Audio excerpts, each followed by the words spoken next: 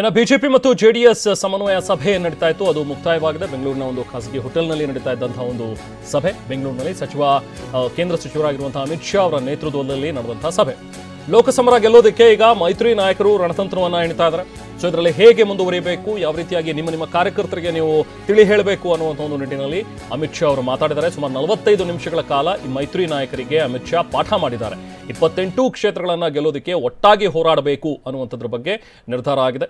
ದೃಶ್ಯಗಳಲ್ಲಿ ಗಮನಿಸಬಹುದು. ಅಮಿತ್ ಶಾ HD ಕುಮಾರಸ್ವಾಮಿ ಅವರನ್ನು ಕೂಡ ಭೇಟಿಯಾಗಿರುವಂಥದ್ದು. ವಿಜಯೇಂದ್ರ ಅವರು ಕೂಡ ಇದ್ದಾರೆ. ಈ ಒಂದು ಸಭೆಯಲ್ಲಿ ಎಲ್ಲರೂ ಕೂಡ ಭಾಗಿಯಿದ್ರು. ಸುಮಾರು ಒಂದು 15ಕ್ಕೂ ಹೆಚ್ಚು ಜನ ಬಿಜೆಪಿಯ ಮುಖಂಡರಿದ್ರು. ಸುಮಾರು 18ಕ್ಕೂ ಹೆಚ್ಚು ಜನ JDSನ ಮುಖಂಡರುಗಳು ಕೂಡ ಇದ್ರು.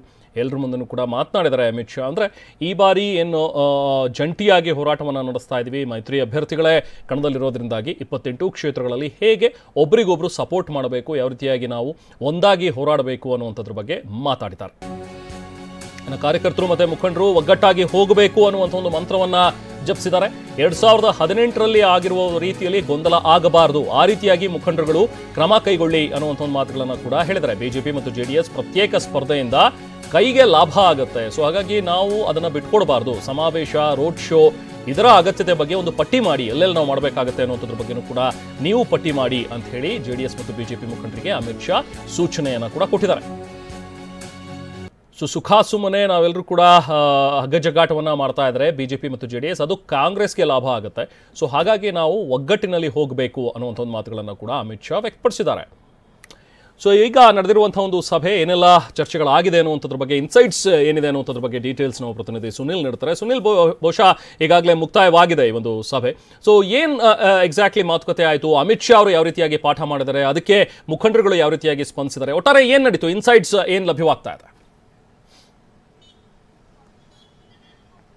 ರೆಹಮಾನ್, ಬೆಂಗಳೂರಿನ ಖಾಸಗಿ ಹೋಟೆಲ್ನಲ್ಲಿ ಗೃಹ ಸಚಿವ ಅಮಿತ್ ಶಾ ಅವರ ಜೊತೆ ಪ್ರಮುಖವಾಗಿ ಬಿಜೆಪಿ ಮತ್ತು JDS ಮುಖಂಡರ ಒಂದು ಸಭೆ, ಮಹತ್ವದ ಸಭೆ ಕೂಡ ನಡೀತು. ಆ ಸಭೆಯಲ್ಲಿ ಸಾಕಷ್ಟು ವಿಚಾರಗಳನ್ನು ಕೂಡ ಚರ್ಚೆ ಆಗಿರುವಂಥದ್ದು. ಆ ಒಂದು ಸಭೆಯಲ್ಲಿ ಯಡಿಯೂರಪ್ಪ ಅವರಾಗ್ಬೋದು, ಕುಮಾರಸ್ವಾಮಿ ಅವರಾಗ್ಬೋದು, ಮತ್ತೆ ವಿಜಯೇಂದ್ರ ಅವರಾಗ್ಬೋದು, R ಅಶೋಕ್ ಸೇರಿದಂತೆ ಸಾಕಷ್ಟು ಬಿಜೆಪಿ JDS ನಾಯಕರ ಪ್ರಮುಖ ನಾಯಕರು ಕೂಡ ಭಾಗಿಯಾಗಿದ್ರು.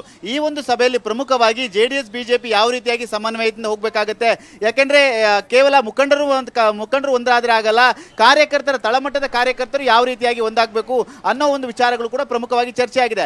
ತಂತ್ರ ಪ್ರತಿತಂತ್ರಗಳೆಲ್ಲವೂ ಕೂಡ ಈ ಒಂದು ವಿಚಾರ ಪ್ರಮುಖವಾಗಿ ಚರ್ಚೆ ಆಗಿರುವಂಥದ್ದು. ಅಲ್ಲಿ ಅಮಿತ್ ಶಾ ಅವರು ಒಂದು ಪ್ರಮುಖವಾಗಿ ಹೇಳಿರುತ್ತಂತಂದ್ರೆ, ಎಲ್ಲರೂ ಕೂಡ ತಳಮಟ್ಟದ ಕಾರ್ಯಕರ್ತರಿಂದ ಮುಖಂಡರವರೆಗೂ ಕೂಡ ಎಲ್ಲರೂ ಹೃದಯದಿಂದ ಕೆಲಸ ಮಾಡಬೇಕಾಗುತ್ತೆ. ಆ ಒಂದು ಕೆಲಸ ಮಾಡಿದ್ರೆ ಅಷ್ಟೇನೆ ನಾವು ಹೆಚ್ಚು ಸ್ಥಾನಗಳನ್ನ ರಾಜ್ಯದಲ್ಲಿ ಗೆಲ್ಲಲಿಕ್ಕಾಗುವಂಥ ಒಂದಷ್ಟು ಮಾತನ್ನು ಕೂಡ ಹೇಳಿದ್ದಾರೆ. ಅಷ್ಟೇ ಅಲ್ಲದೆ ಪ್ರಮುಖವಾಗಿ ಒಂದಷ್ಟು ದಲಿತ ಹಿಂದುಳಿದ ಸಮುದಾಯಗಳಿಂದವೆ, ಅವೆಲ್ಲ ಸಮುದಾಯಗಳನ್ನ ಸೆಳೆಯುವಂತ ವಿಚಾರದಲ್ಲೂ ಕೂಡ ನೀವು ಕೆಲಸ ಮಾಡಬೇಕಾಗುತ್ತೆ. ಯಾಕೆಂದ್ರೆ ಕಾಂಗ್ರೆಸ್ ಒಂದಷ್ಟು ಗ್ಯಾರಂಟಿಗಳಿಂದ ಒಂದಷ್ಟು ಚರ್ಚೆ ಕೂಡ ದೊಡ್ಡ ಮಟ್ಟದಲ್ಲಿ ನಡೀತಾ ಇದೆ, ಹೆಚ್ಚು ಸ್ಥಾನಗಳು ಬರ್ತೀವಿ ಅಂತೇಳಿ. ಹಾಗಾಗಿ ಹಿಂದುಳಿದ ಸಮುದಾಯಗಳಿಂದ, ಮೀಸಲಾತಿ ಕ್ಷೇತ್ರಗಳಿಂದವೆ, ಆ ಒಂದು ಕ್ಷೇತ್ರಗಳ ಮೇಲೆ ಹೆಚ್ಚು ಒಂದು ನಿಗಾವನ್ನು ವಹಿಸಬೇಕು ಅನ್ನೋ ಮಾತನ್ನು ಕೂಡ ಹೇಳಿದ್ದಾರೆ ಅನ್ನೋ ಮಾಹಿತಿ ಕೂಡ ಲಭ್ಯವಾಗಿದೆ. ಅಷ್ಟೇ ಅಲ್ಲದೆ ಪ್ರಮುಖವಾಗಿ ನೀವು ಯಾವ್ಯಾವ ರೀತಿ ರೋಡ್ ಶೋಗಳಾಗುತ್ತೆ ಮತ್ತು ಸಮಾವೇಶಗಳನ್ನ ಯಾವ ರೀತಿ ಪ್ಲಾನ್ಗಳನ್ನ ಮಾಡ್ಕೊಳ್ತೀರಾ, ಆ ಎಲ್ಲ ಒಂದು ಕ್ಷೇತ್ರಗಳಿಗೆ ನಾವು ಬಂದು ಪ್ರಚಾರವನ್ನು ಮಾಡ್ಲಿಕ್ಕೆ ರೆಡಿ ಇದ್ದೀವಿ. ಆದರೆ ನೀವು ಪ್ರಮುಖವಾಗಿ ಮುಖಂಡರು, ಕಾರ್ಯಕರ್ತರು ಒಗ್ಗಟ್ಟಿನಿಂದ ಕೆಲಸ ಮಾಡಬೇಕಾಗುತ್ತೆ.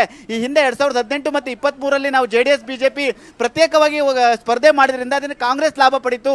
ಆ ಒಂದು ಮತ್ತೆ ಸಮಸ್ಯೆಗಳು, ಗೊಂದಲಗಳು ಆಗಬಾರ್ದು. ಆ ನಿಟ್ಟಿನಲ್ಲಿ ಒಂದು ನೀವು ಕೆಲಸವನ್ನು ಕೂಡ ಮಾಡಬೇಕಾಗುತ್ತೆ.